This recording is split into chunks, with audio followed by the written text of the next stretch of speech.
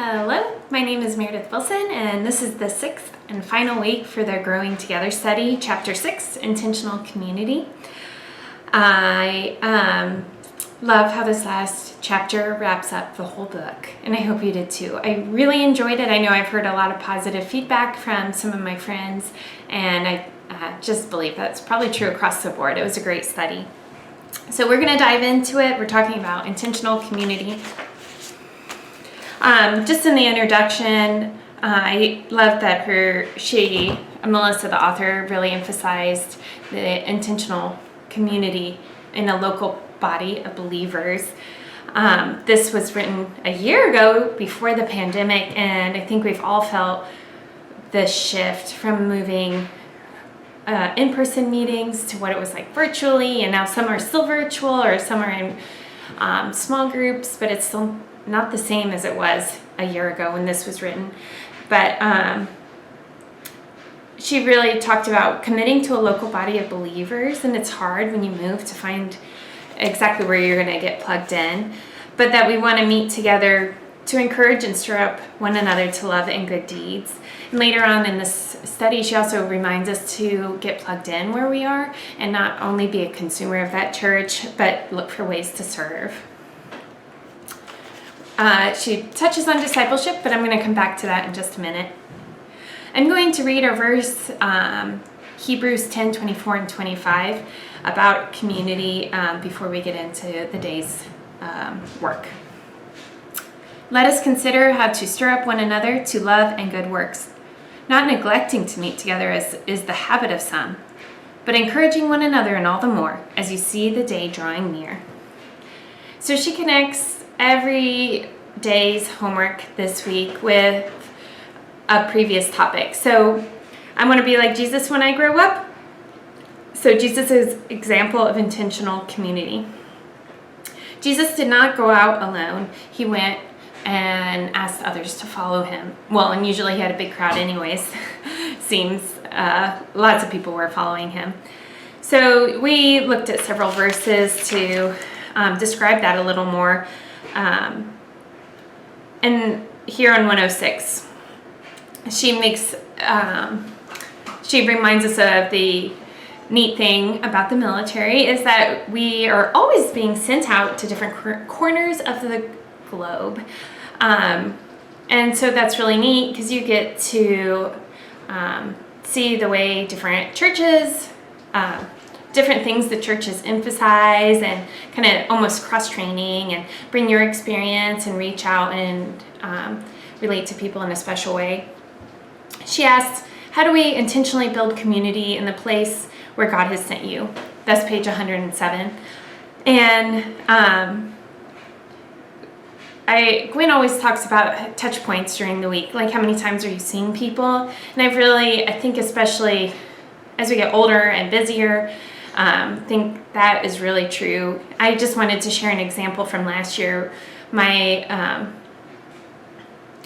small group from church was majority PWOC women. So we ate dinner together on Tuesday nights.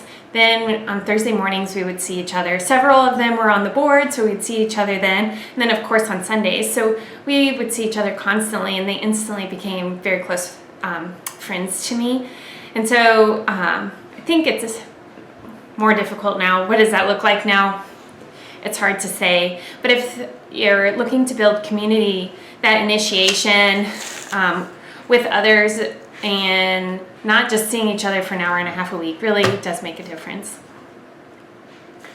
So on the bottom part of the same page, how does Jesus' model of pouring into a few people help you form realistic goals for discipleship? I'm going to bring in a verse from day 3 from 2 Timothy just to show you an illustration. This is one of my favorite illustrations. I do not think I've overused it at Fort Gordon. It's not original either. So I'm going to read you a verse from 2 Timothy, and we're going to draw this picture together. And what you have heard from me in the presence of many witnesses, entrust to faithful men who will be able to teach others also. So who is in this verse? I'm going to reread it right now. What you have heard me say, so this is to Timothy from Paul. So what you have heard me say in the presence of many witnesses,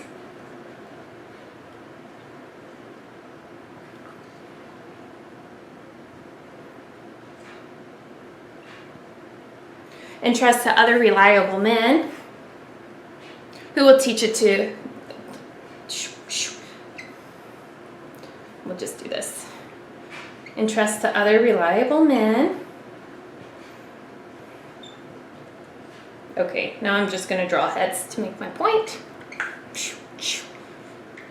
Entrust to other reliable men who will teach others also. So, all right. We see this tree diagram. We know what's happening here. You see, it's not very realistic for us all to be Billy Graham filling up stadiums, or even your pastor having a captive audience every week. But when you can find the time to meet with one person, it really can pay off. I think the glare was on that. So hopefully you can see what I mean right now. So my point is that it can just start with one, just starting to meet with one. Think how she says later, live life with them, eat meals with them, have them watch you parent, have them watch you work, have them talk about quiet times in that intentional way. You can see by investing even in a few people that can still pay off, and you can spur them on to love and good deeds, and so that they can teach others the same thing. So if you turn the page with me, we talk about spiritual drifting and an intentional community. She talked about drifting when she moved. Have you drifted in transition? I know I have. Used to do a little college ministry, and it was just, as soon as the transition of the semester ended and they were going to go home, it was a big struggle. Well, even for myself, but I could just see the students. You change your routine, your habits just fall off. And so I know when we move, when you even change jobs, change neighborhoods, change states, go from working to back to some school program, all those things, every transition just seems that upheaval can uproot your habits. And sometimes when it's harder, you might cling to God more. But I guess for me, sometimes I just tend to push off some important things because I'm just kind of trying to do physically what's in front of me. So how can intentional community help us? That's for your group to discuss. In what ways do you help people when you see drift in their lives? But also, how do you respond? Just want you to think about that for a minute. You know, if a friend comes up to you and it's like, man, I'm worried. You used to talk about your quiet times, you're coming to PWOC, and now you don't do any of those things. I don't hear you talking about that. You know, I'm worried about your spiritual life. How are you going? Automatically, do your defenses go up? What do you mean? You don't know what you're talking about. Don't blow people off. Think about, what does a teachable answer look like? A humble answer? Maybe you can answer that in your group. You know, if someone were to call you out, how do you respond? That, I would say, also is the same, not just drifting, but if you start some sinful habits, that if someone calls you out, that you might have a humble answer. Yeah, God used a community of believers to correct your course. Okay, day 3, intentional community and holding fast. Timothy, she says, was struggling, and he needed someone to remind him of the, I lost my spot. Remind him of the truth, continue to fight for what is right, and persevere regardless of difficulty. So also we need others to encourage us to hold fast. So what are 2 ways you could encourage someone to hold fast in their faith and persevere? That's page 112. Once again, just a really applicable study, and I hope you guys will take some time and try to remember during the week to act on it. Encouragement, day 4, and your community. How do we give words that give grace to those who hear? I love the example from Joshua and Moses.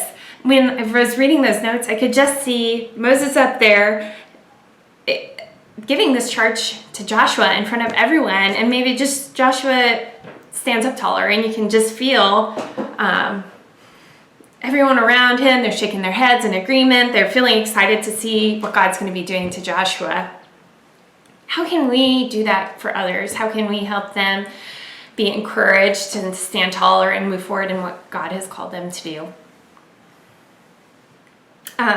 Just last week, I got a text from someone who was catching up on the videos, and she sent me a message and just said nice things to me. And I have to tell you, it was 5 sentences, and I've thought about it every day, multiple times a day. And those 5 sentences just really built me up and have encouraged me, just every day. And so I'm so thankful for that. And you want to encourage other people like that. And so I hope you guys can act, and not just when you think of someone or miss someone, just go, oh man, I wonder how they are, but actually act on it.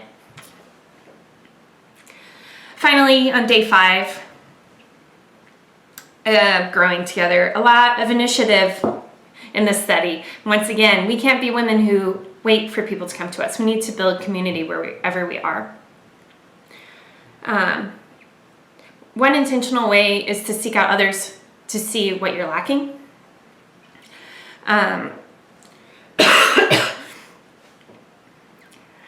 So I was thinking, I do struggle in my prayer life here at home, in my private time, my quiet time.